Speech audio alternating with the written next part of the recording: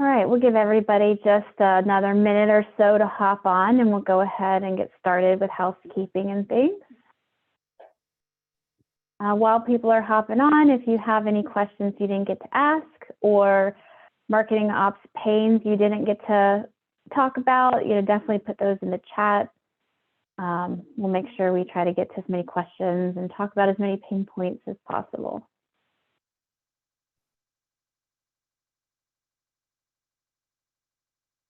I'll go ahead and share my screen.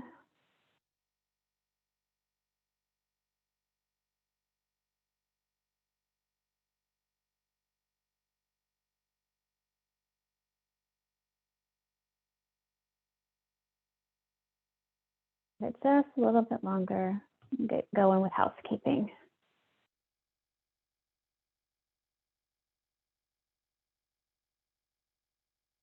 Gearing up for Summit in a couple weeks. It's hard to believe it's already almost here. I have my calendar blocked. I don't know about you guys, but if I don't block my calendar, whether going virtually or in person, like there's no way you're going to get to watch all the wonderful sessions. I think I blocked my calendar like 3 months ago. As soon as they announced the dates, I blocked my calendar because otherwise, hard to make the time. Yeah, absolutely. Yeah. All right, well, we can go ahead and get started. We've got some housekeeping and intros, and then we'll dive into Q&A and anything else everybody wants to talk about today. So first, we'll introduce the panel. I'm Jenny Robertson. I'm the Chief Technology Officer at Annuitas. I've been in the world of Marketo for over 12 years now, and in the Salesforce world before that and other technologies before that. So very passionate about marketing operations, Marketo, and I'm excited to introduce our panel of champions today that are here to answer any questions you guys want to talk about. So I'll pass it off to you guys to tell a little bit about yourselves, and maybe let's, I don't know, tell us your favorite food. So Max, do you want to go first? Sure. I'm Max Maurier. I lead marketing ops analytics, some elements of demand gen SDR work here at Druva. Really focused on connecting the dots across all marketing teams. And was it favorite food, Jenny? Is that what we're shooting for? Yeah, favorite Pizza, food. like by far. Like that will be my default DoorDash, always pizza. So that's me. I'll hand it over to Ajay now. Thank you, Max. Hey, everyone. This is Ajay Sarpal. I'm based out in Bangalore, India. I have been running my own consulting practice from the past 4 years, and I have been using Marketo from the past 13 years. And regarding my favorite food, anything of salmon, let it be sushi or let it be grilled salmon, this is what that I love. Nice. All right, Hey, Darshil, everyone. This is Yeah, absolutely. Hey everyone, this is Darshil Shah. I am based out of Gandhinagar, Gujarat in India.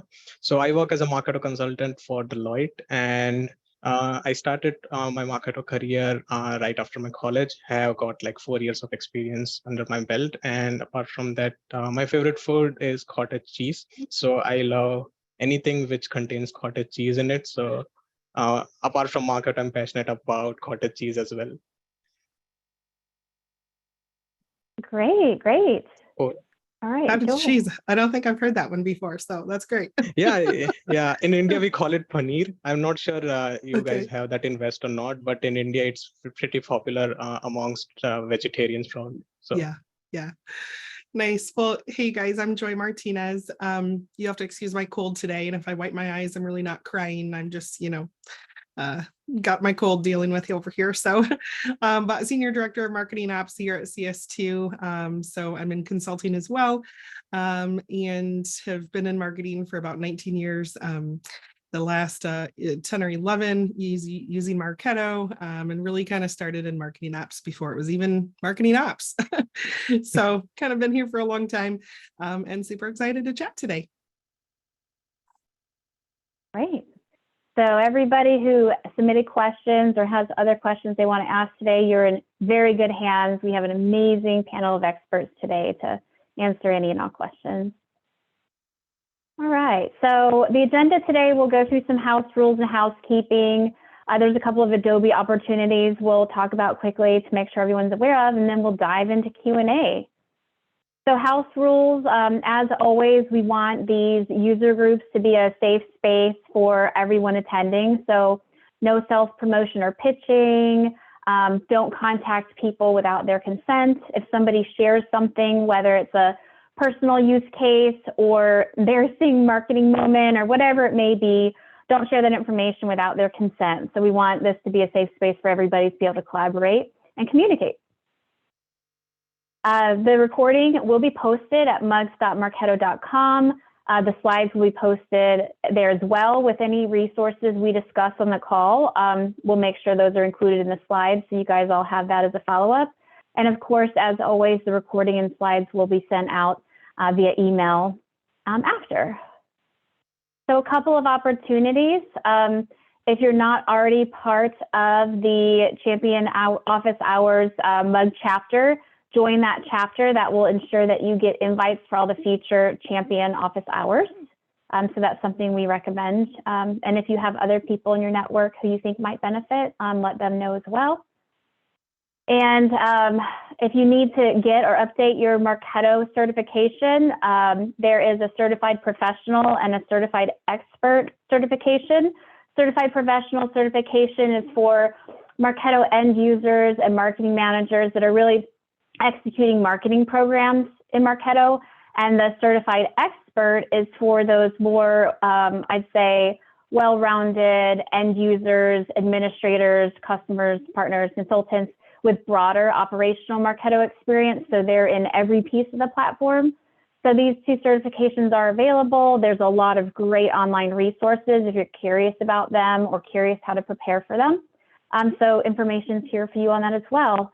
And if you are one of those Marketo end users that is creating, executing marketing programs, but maybe not an administrator or maybe not comfortable with all the different areas of Marketo, don't let that keep you from aiming for that higher certified expert certification. There's so many great online resources. Definitely something we recommend you check out. And then Summit is in a couple of weeks. So there's still registration available if you haven't signed up and want to sign up. Of course, there's also virtual signups as well. So you can register for virtual sessions and get the most out of Summit if you cannot go. But that is in just a couple weeks. And for those that maybe joined a little late, I was just mentioning that I have blocked my calendar because if I don't, then I'm not going to get to see those virtual sessions live and in person. And for me, I know if I'm not watching them the day of, it's hard to catch up with everything after. But everything is available virtual, and there's a couple extra sessions that will be in person, and of course, things will be available after. But that's in just a couple weeks. So with that, we will get into our Q&A. So our first question, we always have a lot of questions around training and onboarding and people either new to Marketo or in Marketo, but maybe looking, to expand their skills. So we'll go through some of those questions first. So the first question we had is, what is your go-to Marketo training resource for new team members? I can go ahead and take this. I think of like onboarding new team members as needing like 3 primary resources. They need to understand Marketo as a platform. They need to understand the like precedent and context of your business and like why you do things the way you do it at your company. And then they also need to know how to interact with stakeholders. Like those are the 3 things that I think folks struggle with as they're onboarding. And I think that each of those things has kind of siloed but somewhat overlapping like resources that support it. So on the Marketo front, there are extensive product docs. So as people start to get into Marketo in their day-to-day, like I highly recommend, as a champion, I'm constantly going back to the product docs and reminding myself exactly how Marketo says things work. So product docs are super helpful when it's just like basics. What is this? What does it do? Like basic understanding. I think product docs are super helpful for the platform. on the like org side, understanding the context of your business, what I do is curate a resource center. So I have my existing team contribute and continue to update a resource center on a regular basis that has, documentation around why we set up programs the way that we do, why things are structured the way that they are, kind of the basic organizational knowledge. So documentation, try and set aside time for it. It's hard, but give it your best shot. Try to have it all in a resource center. We just use Google Sites, basically, like really easy to use, perfect for that sort of thing. And then tying all those two things together and understanding the stakeholder relationship are your team members. I don't think there's any substitute for like having a new team member actually ride along with your existing team, or as a manager, sitting with them and actually executing with them and showing them how it works, understanding how to communicate with stakeholders, walking them through your org structure, who's who, and giving them maybe heads up about personality types and things like that. So I kind of look at those three things and try and make sure that when someone comes on board, they know where to look for each of those and that we have designated support for them within our team. Myself as a manager, I make sure that I set aside, especially over the first 2 or 3 weeks, like at least daily meetings with them. There's so much context they have to learn, and then that they also have resources within the team that they can use as a point of contact if I'm unavailable. So that's how I approach it. Great. And we have another question that some of the answers you just gave are very relevant to as well. But there might be other insights, you or others might want to add. But somebody else asked, I haven't used Marketo for 2 years and I'm feeling very rusty. Where should I start to get back up to scratch? I can take this one, and I'm really sorry. Something went wrong with my camera, so my video is sort of stuck. So now it is not even showing up. So sorry about that. So just in case if we are planning to resume working on Marketo, the first thing that I would go for, like Max said, that product doc. Within product doc, there is a special section called quick wins, in which you have the examples on how to start working on Marketo, like how to set up a basic email program, how to set up an event program, and how to send various programs. And then product doc is going to be the key through which you can actually start with. And thereafter, there are many video tutorials available on YouTube where you can actually learn that, how to set up email campaigns and all other cool stuff. But to begin with, like Max said, that I would always prefer product docs, especially the quick win section, so that you can start to learn about it. And depending upon how confident you are on Marketo, only then use Marketo. Otherwise, practice it on sandbox instance, so that you are not sending out email accidentally to a million off records, and I'm just making this up, or not messing up any existing integration.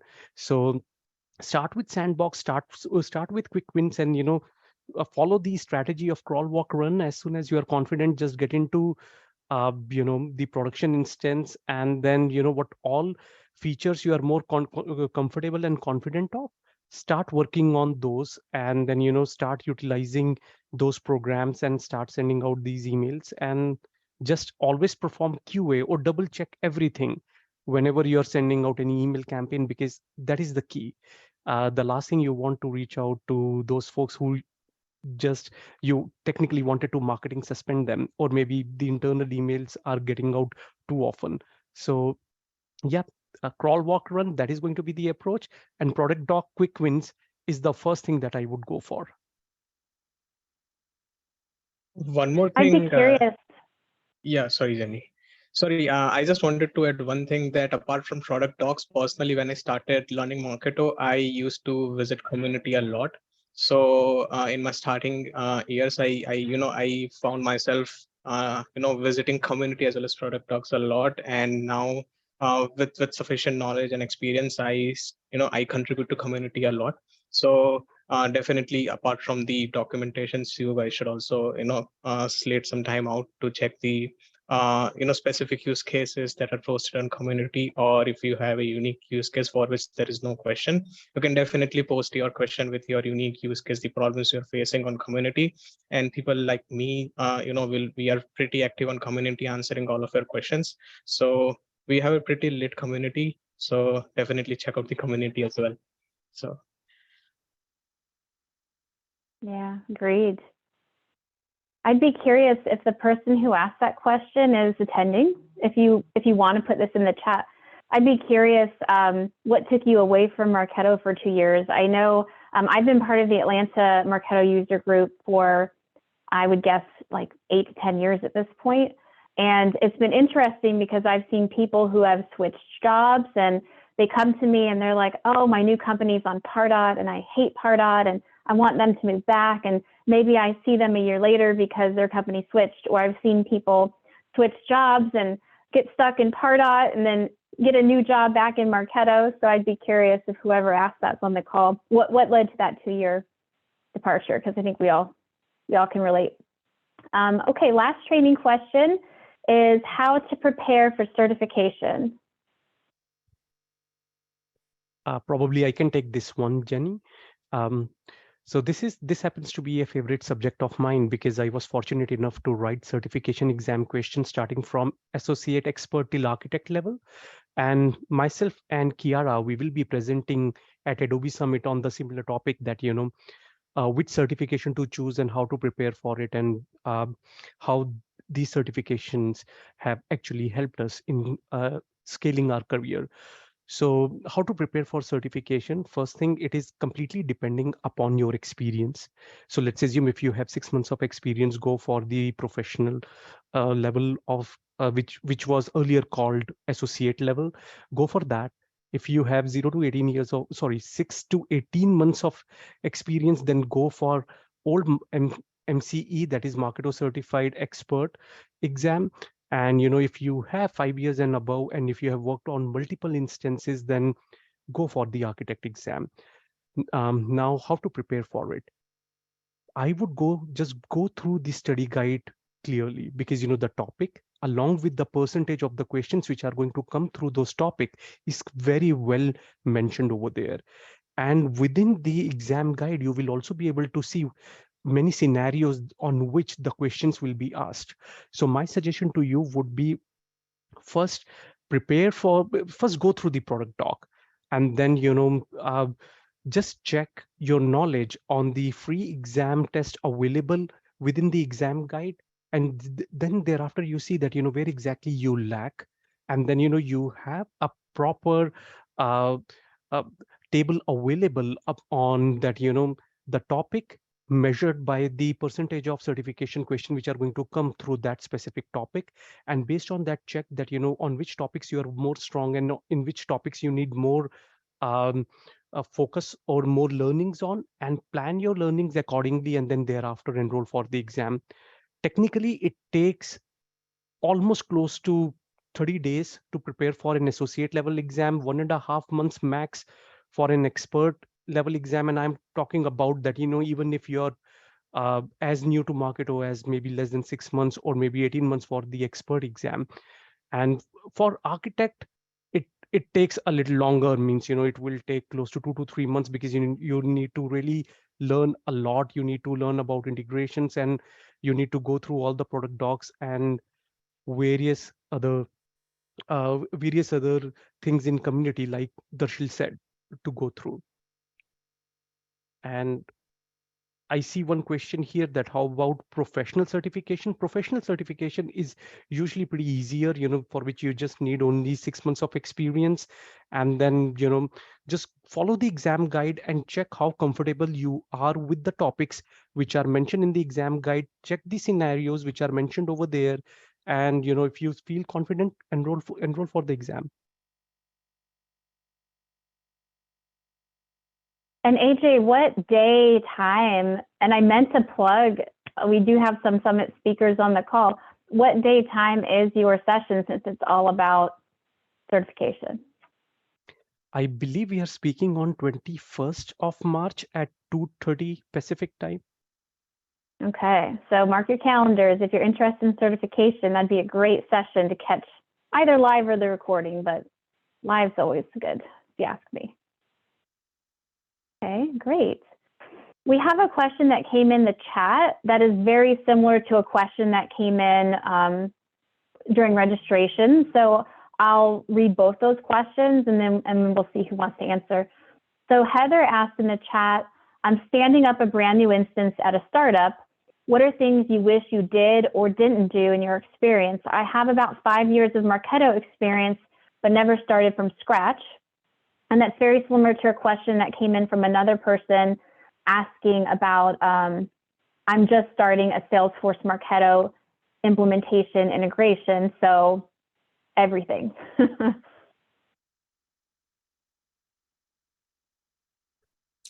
Yeah, I'll chime in on this one first, Ajay, if that's okay. Sure. I think one thing that some people forget that I would just recommend as a tip is like, even if you're standing up a brand new instance, it's not just Marketo, right? You've got to think about your CRM that it's connected to and work with those teams and all be in alignment, right? There's other tools that you may be integrating with it. And so really ensuring that you are meeting on a regular basis with those stakeholders, because you guys all just need to be on the same page. You know, sometimes you may have automations built in Salesforce, you may choose to build them in Marketo, and there's a lot of decisions around kind of some of your core operational processes and where and how you want to build them, like your lead lifecycle and scoring and lead routing and, you know, different things like that. So I would just say, like, if you are implementing a new instance, that's like the first place that I would start, is just in gaining that alignment with those key stakeholders of the different groups, and starting there. Ajay, I'll pass it over to you, because I think you had something to add. Thank you, Joy. No, you captured everything pretty well. My take for Salesforce and Marketo integration would be that, you know, always follow the best practices. Many people, you know, when they are implementing the Marketo and Salesforce instance, they tend to create the fields only on the lead object, but not on the contact object. Even if they create the fields on lead as well as on contact, they just don't map it for conversion. So we end up losing the data. So my suggestion here would be that, you know, always create fields on lead and contact object, give the edit access to Marketo sync user. That would be one thing.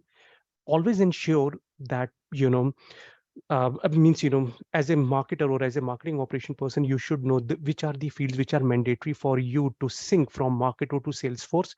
Because just in case, you know, if someone fills out the form and that specific field which is mandatory in Salesforce is not getting updated through your backend program in Marketo or through the form fill, you know, the record is not going to sync. And the third thing would be always keep an eye on the deduplication logic on the Salesforce. Because at times what happens that, you know, Salesforce has a brilliant functionality of finding duplicates and not creating leads or contacts within the instance. And it could be as easy as just finding the duplicate based on the email addresses, which Marketo will always prevent, by the way. But it could be as complex as finding the duplicate based on just on the first name, last name, and the city name. So you should find out what kind of deduplication logic is already placed within the Salesforce, so that when a new record gets synced over from Marketo to Salesforce, it is not being prevented to be created in Salesforce just because of the deduplication logic. The another thing which is pretty important for me is to find out all validation rules. All validation rules, you know, which are pretty important for Salesforce to have in place when you're syncing the records.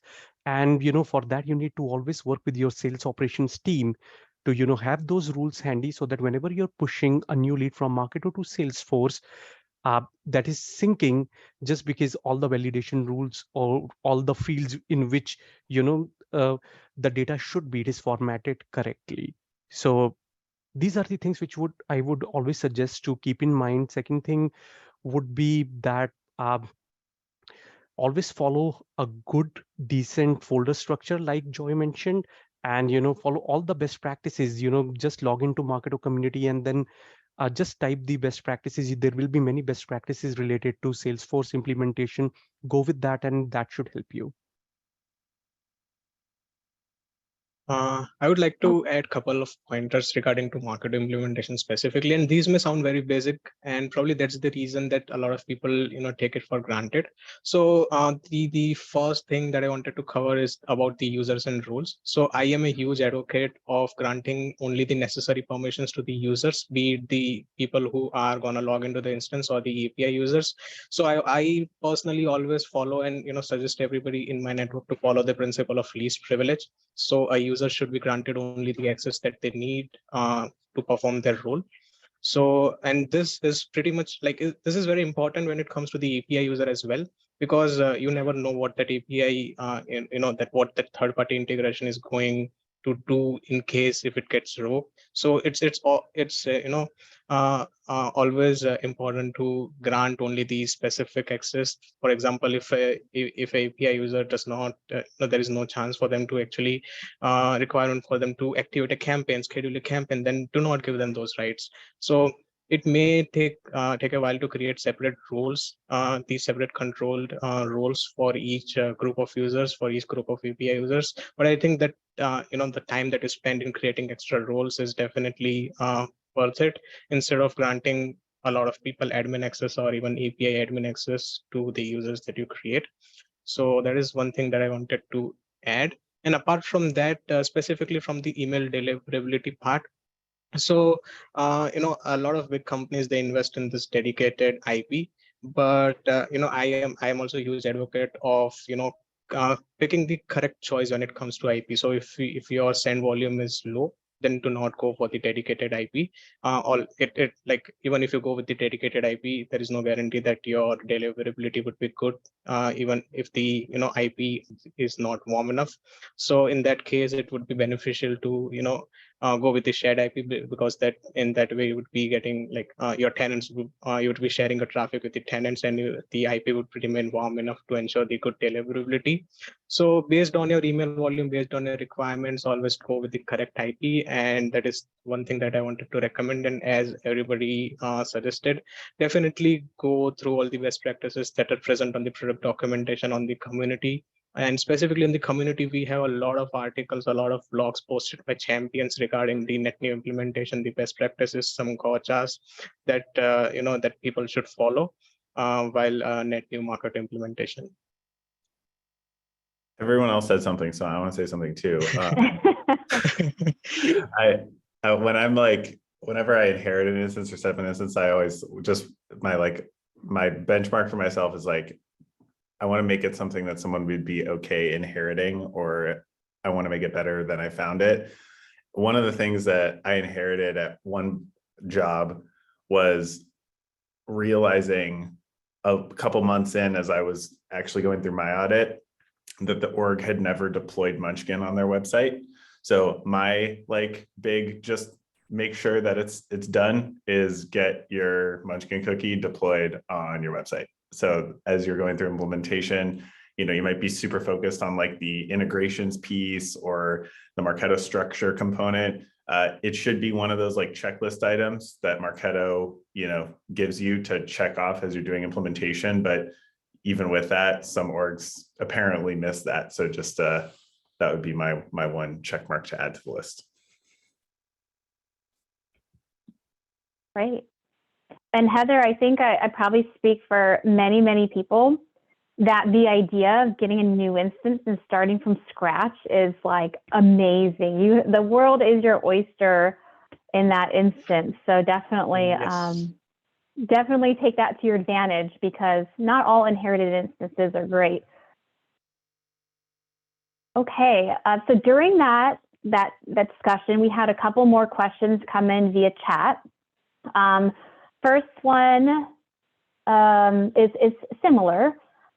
Joy has a question about whether anyone has experience with strategy when we have two Salesforce instances and two Marketo instances that need to be merged.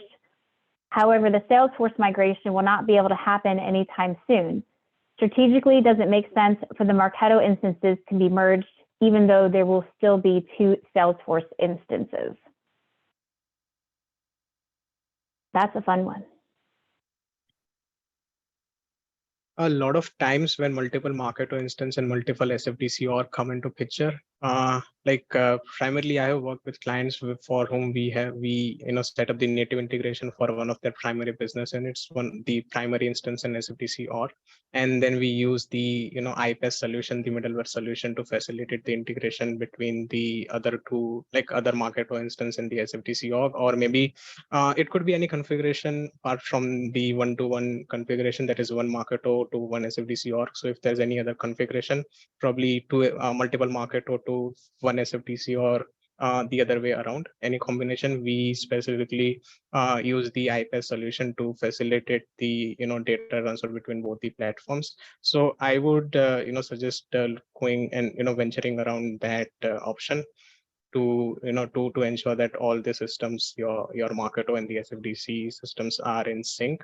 So definitely use the native sync for the instance and the org, which are your primary platforms, and use the IPaaS solution. Or even if you are tech savvy, you can build your own custom integration, integration using the Salesforce and Marketo APIs in house. But yeah, I mean, that would be a lofty approach, a time-consuming approach. So if you have an option to go with an IPaaS solution, that would be a little less time-intensive. So that would be my suggestion. But I mean, this suggestion is probably based on more details, based on the exact configuration. We can add in more details if required. But this is just high-level configuration or the suggestion from my end. Yeah, similar, Darshil. I have a client that acquired quite a few companies, and so right now they have 5 marketing automation platforms, and they're moving those into one brand new Marketo instance, at the same time getting a new Salesforce instance. So they have their current Salesforce instance and a new one, and the new one isn't ready for rollout, but the Marketo is. And so they've actually connected everything through Synchrony right now, and eventually may change and do a direct integration with their new production Salesforce instance. But as of right now, they've needed to kind of use a middleware like that, if you will. That's probably a poor term for it, but being able to get the data flowing where they need it in the meantime has been beneficial. So definitely lofty projects. Absolutely. I think just the fact that Joy is asking how strategically does it make sense to go about this shows, Joy, you're thinking about it in the right way, because so many companies will just be like, oh, we have 2 and we need to make 1, let's go do it. And they don't think about the implications, right? And it sounds like you're already a step ahead of most, and you're thinking about like, well, what does this mean if we combine now versus later? So you're thinking about it in the right way. Okay, we've got another question that came in through chat. I'm taking up a new job where I will be inheriting and managing Marketo. I am not certified yet, but do have working proficiency on the tool. How do I be better prepared to inherit this instance, and what are the right questions to ask?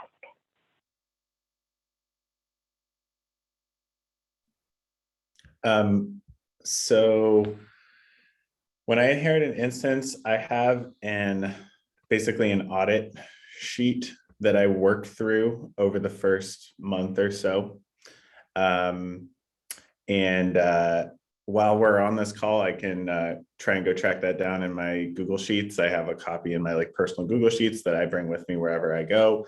I think I stole it from some vendor years ago, and it's not, it's not perfectly up to date, but it covers the biggest, most important things. And so if you're not necessarily like an expert Marketo master, it can still at least point you through like the top items to check off. It's organizational, it's integrations, it's that Munchkin cookie that I mentioned, some of the the critical, is this working, is this organized well or not, kind of checkboxes to go through over the first couple months. But I would say it's hard to inherit an instance if no one from the past teams are still there. There's so much historical precedent at every company ever. Marketing ops teams adapt their systems to the needs of their business. It's not always best practice as much as we try. So in addition to working through a checklist, referencing the product docs that we mentioned earlier, using the community, being part of the, multiple marketing ops Slack channels that exist out there, and asking people that you might know in your network for just like a quick answer. Talking to the people at the organization about how the team used to do it, even if it's not necessarily how you want to do it moving forward, is a really helpful way to understand why things are the way that they are. So it's tough when that team, no one exists from the prior team. But if you go through the checklists and use those resources, it's your best bet. Yep, and I would like to add a few points over here. Like Max pointed it out that, it is always good to have an audit sheet. So this is what I usually do as a champion whenever I'm auditing any existing instance of any of my client, that I first audit based on the email deliverability. And trust me, there have been instances where I even found for a large client of mine, definitely don't want to name that company, that their DKIM settings were not even enabled. So I'll check for the email deliverability point of view that the SPF, DKIM, and then DMARC policy, whether these have been implemented or not. Second thing, I would go for the Salesforce sync error or any CRM sync error in place. Third thing, I would go for the database health, how many marketable contacts we have, how many unsubscribed we have, and the most important thing, how many email complaints we are receiving from the ISPs directly, in which the recipients are flagging us as spammer. So I will be checking more on the email deliverability side, and then on the CRM side, just to see if there is any lag in syncing the records, and how often the records are syncing. And then thereafter, the another thing would be start archiving those pages or those programs which we don't even need it.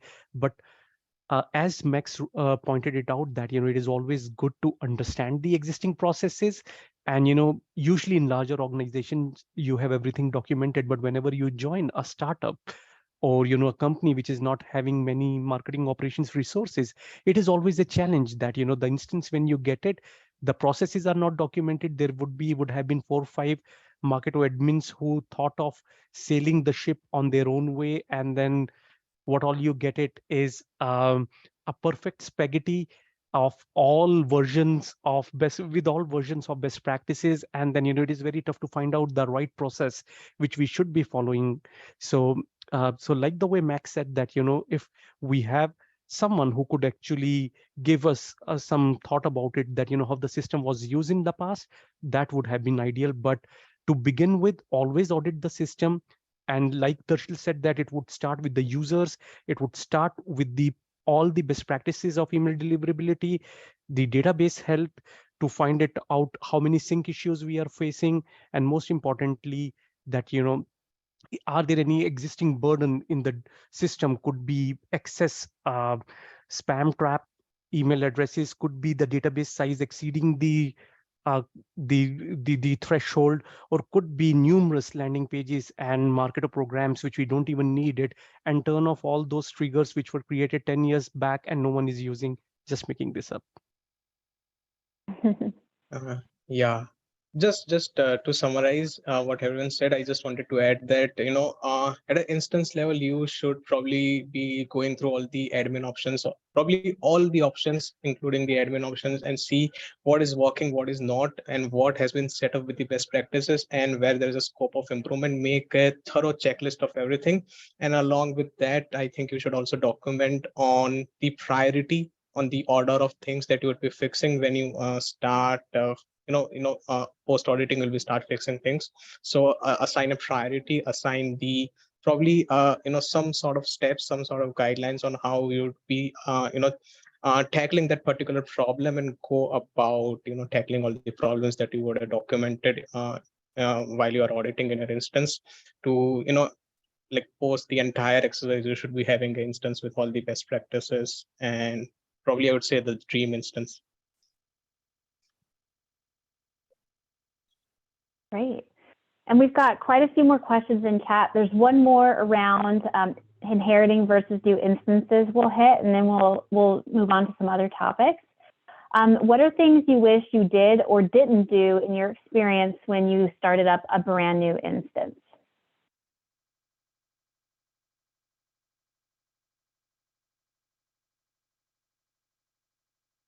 I can say from my experience, something you don't want to do is just get access and start sending emails. We know it can send emails, but it can do so much more than that. And you don't want to get stuck in that rut of just sending emails from Marketo.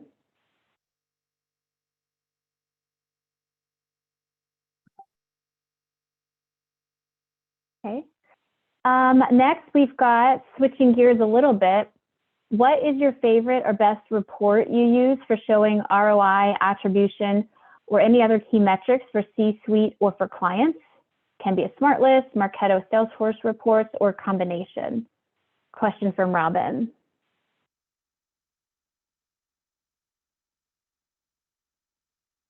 My favorite report is the people performance report. And like, I know we can do a ton of things in people performance report. I think that is the reason why that is my favorite performance report. That doesn't mean that I do not use the other reports. It's just that, when I have some time, I go to the people performance report and explore different things that I can do.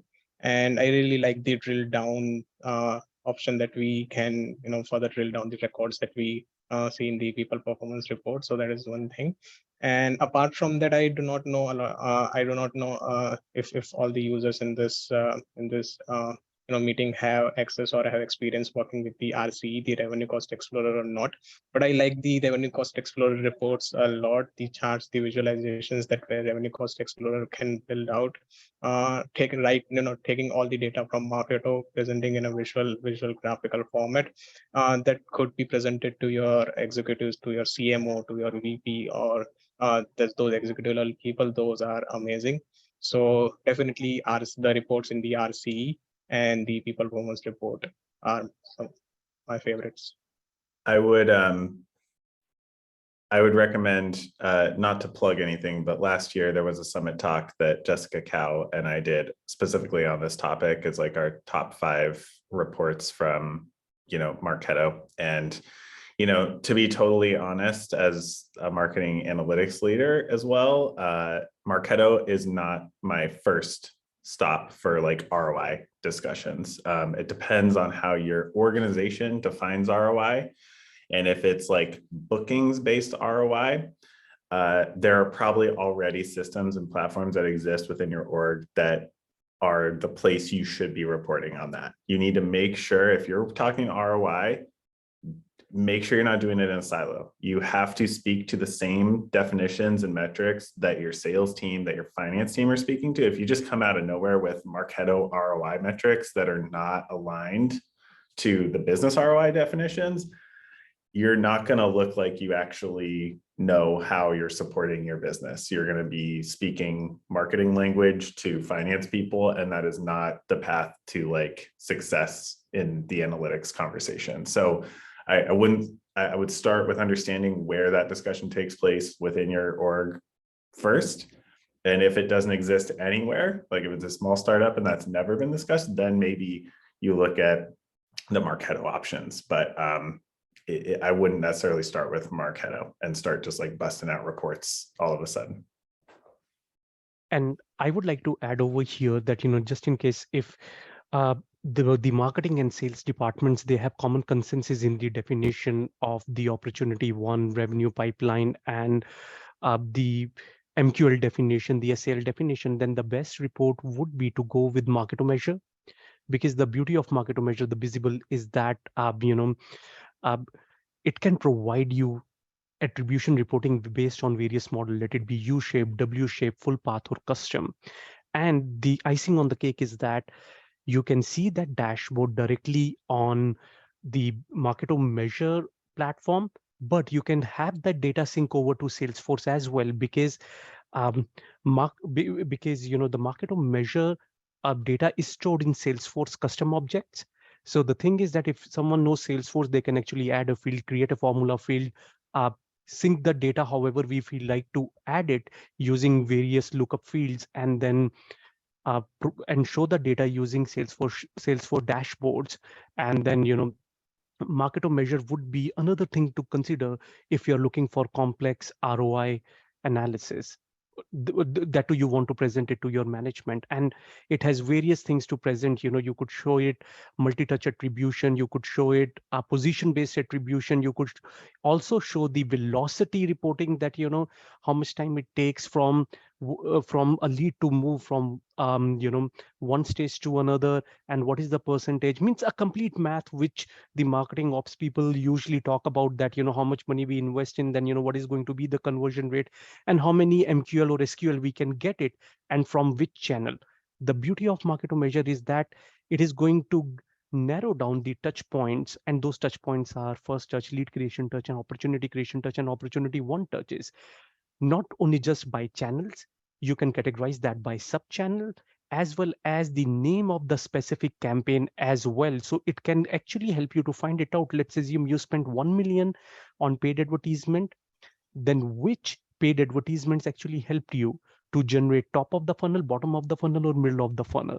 So it can really help you, but yeah, it is an add-on functionality, and definitely doesn't come free. You need to pay for it. But just in case, if you're looking for advanced ROI reporting, and like Max mentioned, that if you have consensus with the sales team about the definitions, not just the sales team, with the finance team as well, then perhaps Marketo Measure would be the tool I would suggest. I would also just say Marketo Measure is a beast. Like, it's not a like, oh, I'm just going to do this and like it's going to be 10% of my time as a marketing ops person. Like, you're going to dedicate a significant amount of your time to validating after you set up, doing reporting.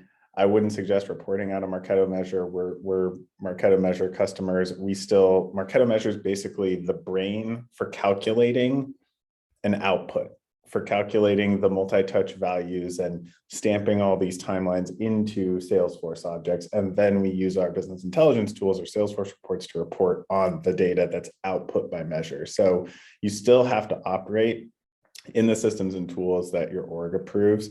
So Marketo Measure is our preference for influence and multi-touch attribution reporting. But again, make super sure that your org has the appetite for that before you go spend $60K a year on Marketo Measure. Max, you literally said Marketo Measure is a beast at the exact same time somebody put in the chat, Marketo Measure is a beast. You guys jinxed each other. Yes. Okay. We have one more question from chat we haven't answered yet, and then we'll switch gears and talk about pain points. Part of the registration was, what are your marketing operations pain points? So we'll switch gears in just a minute and talk about that a little bit. But the last question from chat that we haven't talked about is, how do you make sure your Marketo landing pages are linked in Google Analytics? Does anybody on the Champ team have insight? Yeah, I mean, I can provide some intel on that. So basically, you can add the GTM script, Google Analytics script on your Marketo landing pages, and from that, all the conversions, all the page visits, etc., are gonna be syncing to your Google Analytics dashboard. You can see all the activities there. Does that have to go on the template or each new page I build? Because I've heard both. Template. Yeah. I think ideally it should go at the template level so that you do not need to add on individual landing pages. So ideally it should go on the template. So here's my challenge. If I already have it built, do I have to redo it? You can add the Google Analytics JavaScript code on the custom head of the landing page template, or basically on the landing page template, you can add it, and once you approve it, you would need to go through the exercise of reapproving all the landing pages that you have created from those landing pages, from those landing page template. Yeah. Okay. So once put it that on the is template done, and then reapprove. Yeah. Once that is done, all your landing pages should be able to send analytics data to the Google. Thank you. This has been annoying. All right, Yeah, great. Absolutely. So one of the things in the registration everyone was asked was, what is your biggest marketing ops or Martech frustration? So we'll go through some of those. We probably won't have time to hit them all, but we'll go through some of those. And for the panel, if you guys have any additional commentary or anything you'd like to add, or any of your own frustrations or pain points you want to talk about, now is a great time. So the first frustration somebody put in is all my frustrations lie with the client changing programs after they are built. This person sounds like a consultant, but I feel like this is a pain point even just organizations probably struggle with, having multiple hands in the system and things like that. Yeah, someone mentioned it earlier, but permissions are your best friend. Like if you're the admin, you're the admin, and make sure that I always tell my marketing ops people, like, no one is better at Marketo than you at the org. Like, you have the right to propose changes to anything in the system. We'll talk about it, see if it needs to happen. Permissions is one of those things. If people are overreaching, we're the admins. We make the judgment call about what's best for the org. And if someone's in there, even if it's our CMO and he's messing with stuff, gone. Usually when I inherit an instance, I inherit like I'm blanking on the word, but a distributed like ownership where there's DG people in there and they're used to doing stuff. I'm a fan of a centralized marketing operations execution function. And so within the first couple months of taking ownership of an instance, I'm just like killing everyone's access, either removing them completely or making them view only. You need to just assess, like, why are they in there? And do they need all the permissions they currently have to do what they need to do? And they may not need the ability to edit smart campaigns and emails. If it's just to like approve content, like, and see what an email looks like without having to go through the sample process, like, you can set up permissions for that. So permissions are going to be your best friend. And wield your authority. Like, you have it. Like, be a strong voice for operational excellence, like push back. It's difficult, but like, explain, like, this is causing issues and we need to downgrade your access. Yeah, I'll add there too, Max. Like, in addition, it's a great like training opportunity. So like maybe they just like don't know what they're doing and they're just poking around. They don't even know that they messed something up. And could be the other where they're just like thinking that they know it and are just doing stuff they shouldn't. But I put a link in the chat for Marketo's audit trail, which is helpful. Like in the admin, you can go look at the audit trail and see kind of like what different users are doing and stuff like that, which is helpful. But I would just use it as a training opportunity to train them on what to do, or if they do for some reason for their role like really do need access, then get them the proper training, spend some time, do a session with them, walk them through, and just really enable them, because that's how a lot of us have learned Marketo, I think, over the years, is just like ad hoc on the job, like learn as we go. And if you have somebody that can kind of mentor and train you, it's helpful. So great. And we have one that came in from chat that is similar to some that came in during the registration process. We had a couple of people talk about Salesforce Sync error messages, Salesforce Sync backlog, and we have one in chat about the sync will break and suddenly sales owner is incorrect. Emails go out with the wrong sales owner and it's a mess. Aligning with IT and data from Salesforce and understanding data from Salesforce is crucial to avoiding those issues. So lots of Salesforce pain points as well out there. Anybody else on the panel have any? Yeah. Yep, and looks like I'm talking a lot, so sorry about that. So basically, when we speak about sync error, there are typically 3 or 4 types of issues which can help a sync to break. One, if there is a mandatory field and that mandatory field is not getting updated whenever the records are syncing from Marketo to Salesforce, or not getting populated at all. Second thing would be deduplication rule, which I mentioned in the past, which are set up on the Salesforce. Third would be if there are validation rules on Salesforce that could also create the sync issues.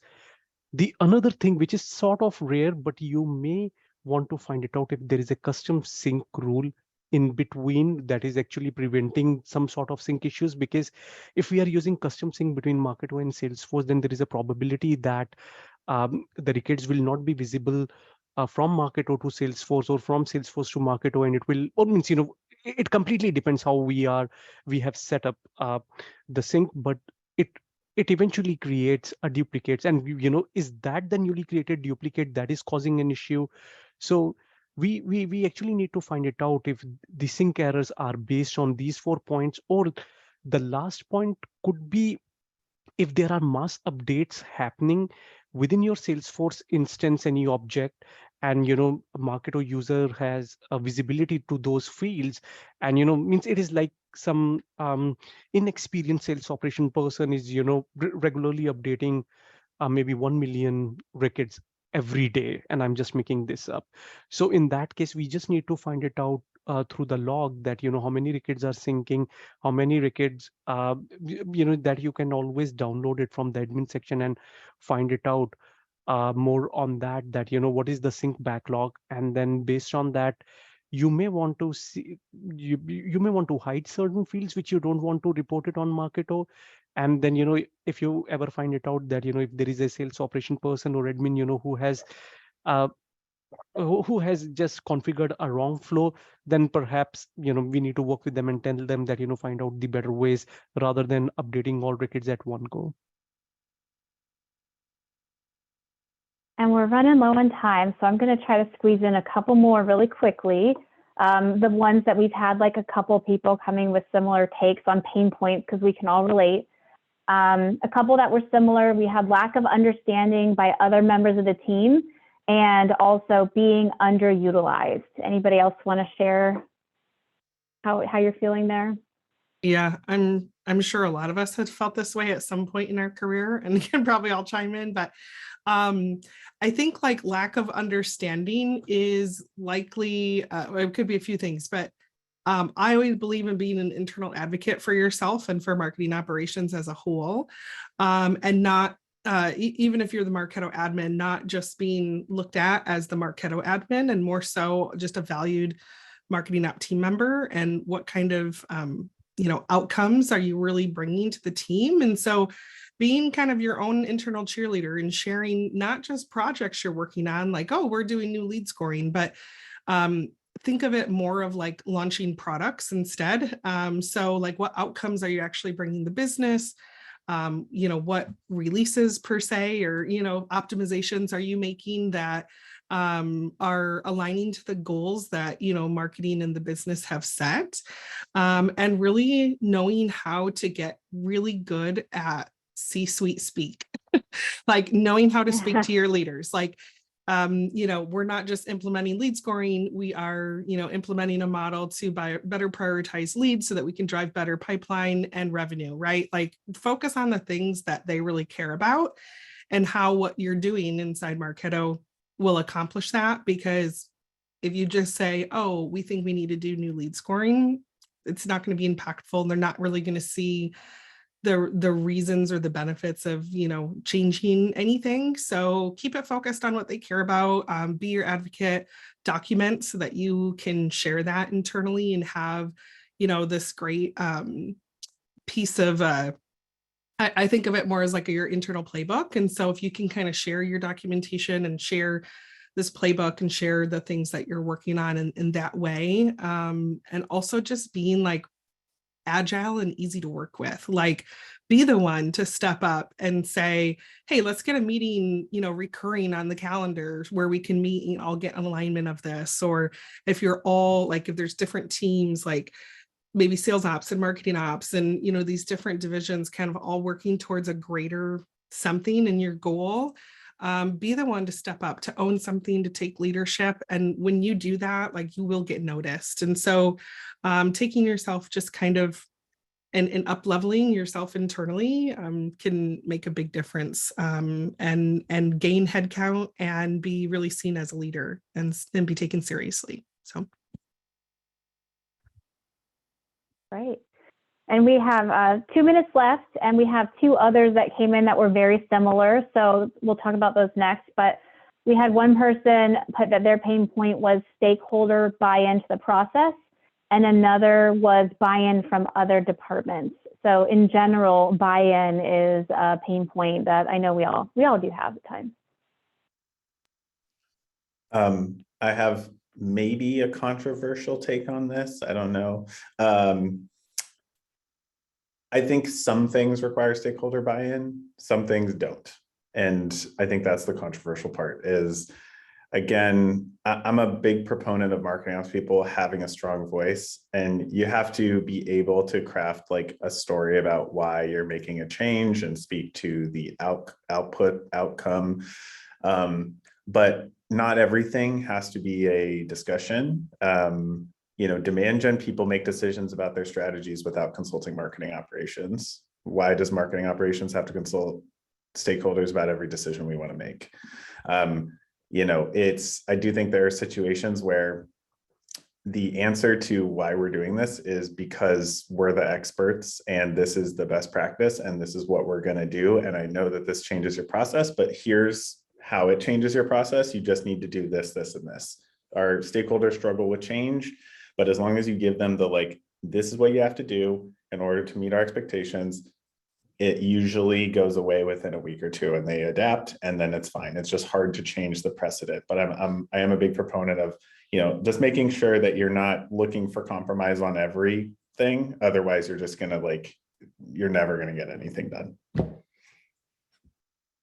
One small thing. So a little bit of the, yeah, go ahead, Darshil. Sorry, one small thing I wanted to add here, from my limited or 4 years of experience, I have learned that when you're talking to executives, you're trying to, get that buy-in, always try to talk in terms of their language. So speak in terms of the value additions that would be done post the implementation or post the thing that you're trying to do.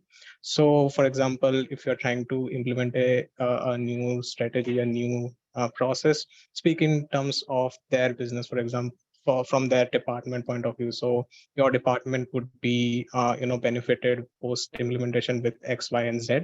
So that is how, speaking in terms of their language, their value, the value additions that would be brought to them to the specific department for which they actually care, would probably help getting some brownie points there as well. All right. And we are at time, so thank you everyone for joining us today. Thank you to our wonderful panel. You guys had some amazing insights and great answers, and the recording and slides and details will be sent out and posted online. Thanks, everybody. Thank you so much, everybody. Have a great rest of your day. Bye. Bye.